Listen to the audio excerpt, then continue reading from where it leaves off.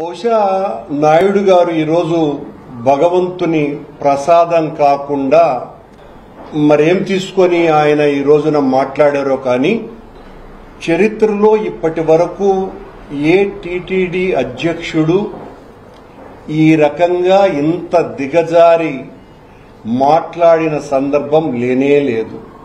ఆయన వాడినటువంటి భాష బజారు రౌడీల కంటే హీనంగా ఉంది.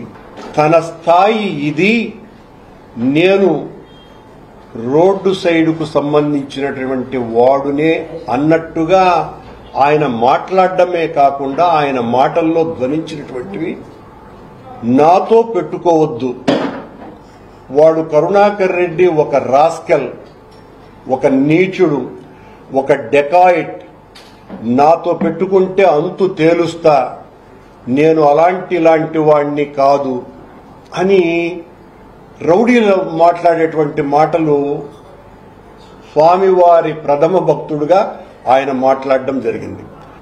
గోవులకు సంబంధించి జరిగిన తప్పిదాన్ని ఎత్తి చూపినప్పుడు ఆయన దానిని సమర్థించుకోవటానికి కరుణాకర్ రెడ్డి అనేవాడు ఒక మనిషే కాదు, వాడు మనుషులకే పుట్టలేదు, మనిషి జన్మకే అనర్హుడు అనే అప్పుడు కూడా అభ్యంతరకరమైనటువంటి మాటలు మాట్లాడారు. నేను ఆ రోజు కూడా ఆయనను ఈ వ్యక్తిగతంగా ఏ రకంగానూ కూడా నేను దూషించి మాట్లాడను.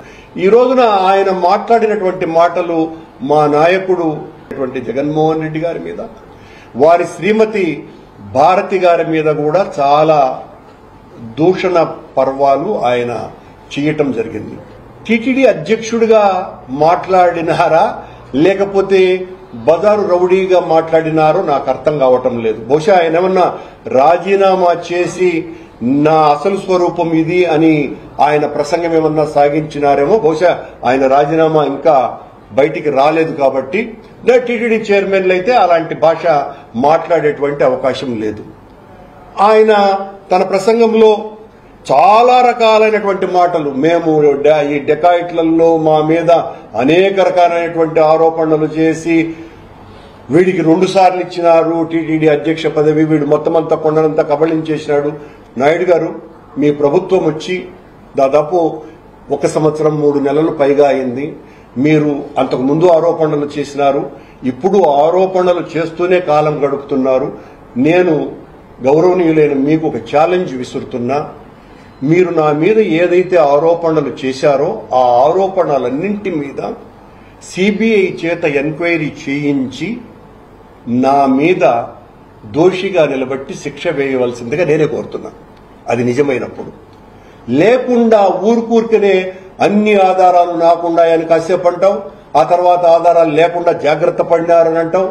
నీ ఇష్టం వచ్చినట్టుగా మాట్లాడి ఈ రకమైనటువంటి గూండాలాగా ప్రవర్తిస్తే సమాధానం ఏం చెప్పినా, నేను నా అంతటి వాడే లేడు, నేను దేనికైనా తెగిస్తా, నీ అంతు చూస్తాను అంటే నాయుడు గారికి నేను చెప్తున్నా, మీలాంటి వాడితో పోరాడటం అంటే నాకు చాలా ఇష్టం.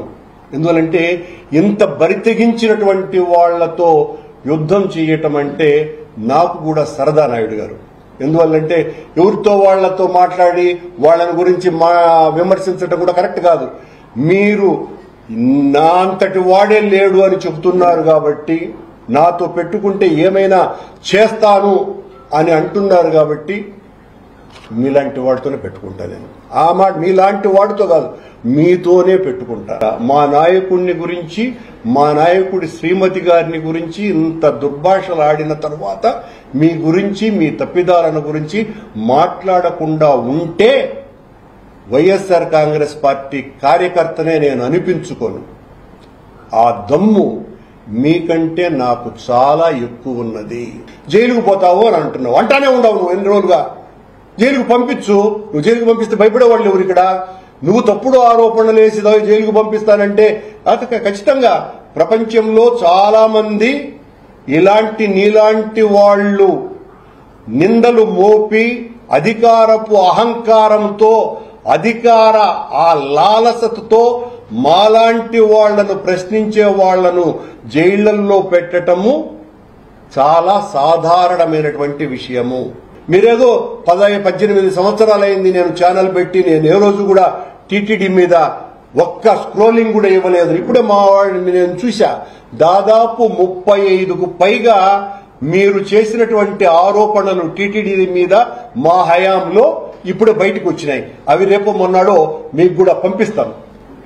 మీరేదో చాలా శుద్ధ పప్పులాగా, మీ అంత భక్తుడే లేనట్టుగా, మేము క్రిస్టియన్లని, మేము నాస్తికులమని, భగవంతుణ్ణి దూషించినామని, భగవంతుణ్ణి కొట్టమని చెప్పినామని మీ నోటికి వచ్చినట్టుగా అశుద్ధపు మాటలు మాట్లాడి వెంకటేశ్వర స్వామి క్షేత్ర మహిమని, ఆ క్షేత్రం యొక్క గొప్పతనాన్ని దిగజార్చేటువంటి ప్రయత్నం చేయకండి నాయుడు గారు.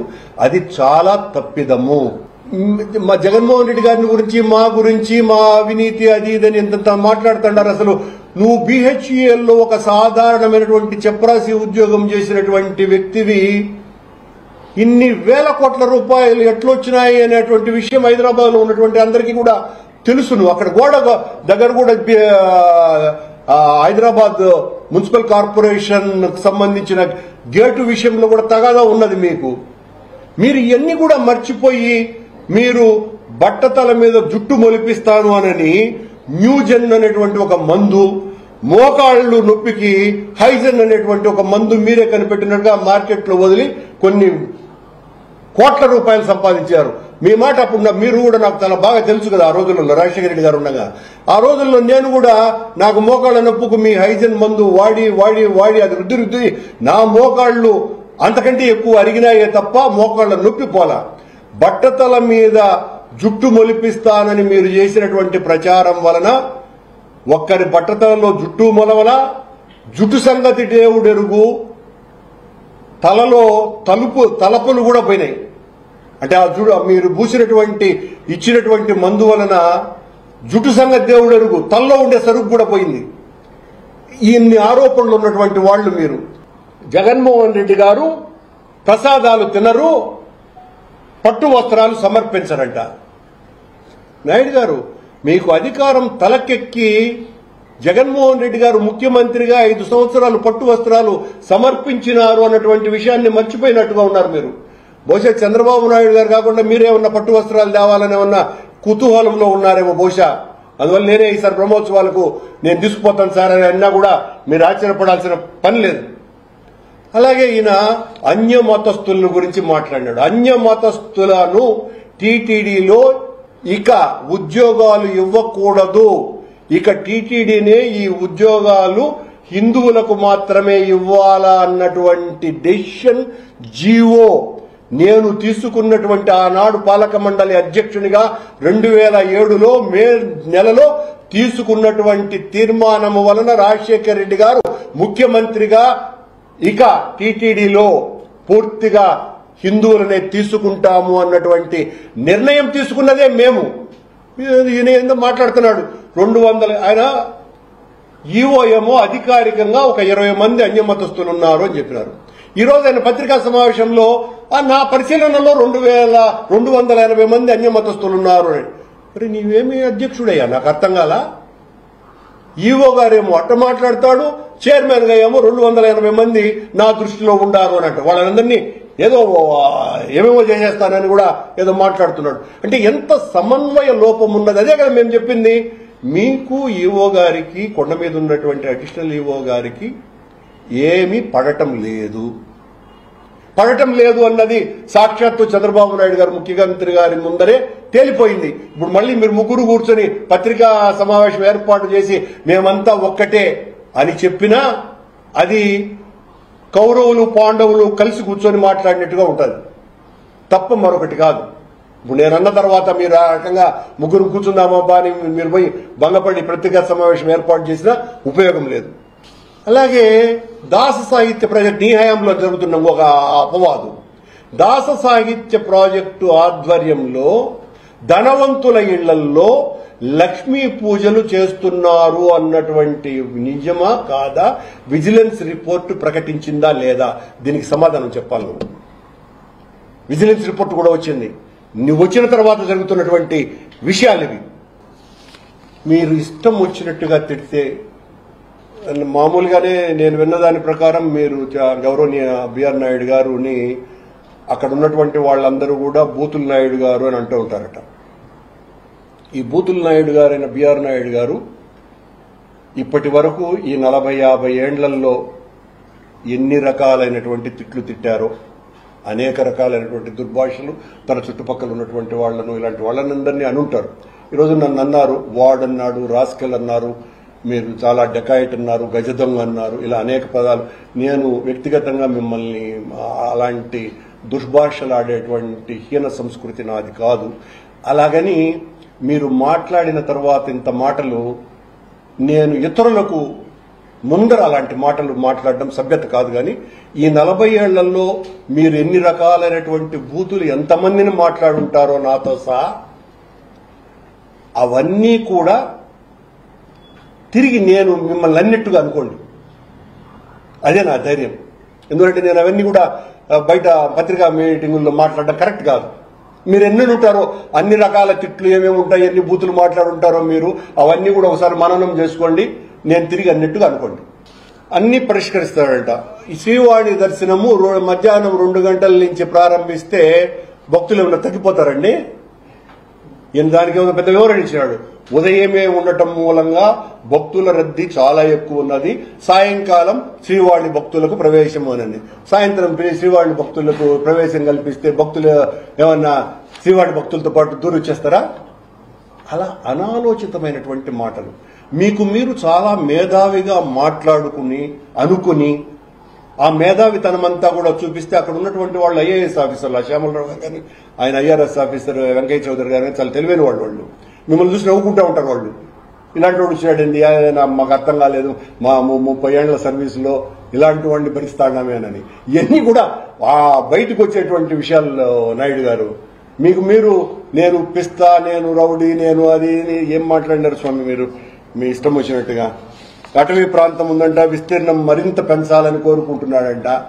ఏంది తిరుమలకు అటవీ ప్రాంతాన్ని మరింత టీటీడీ పరిధిలోకి.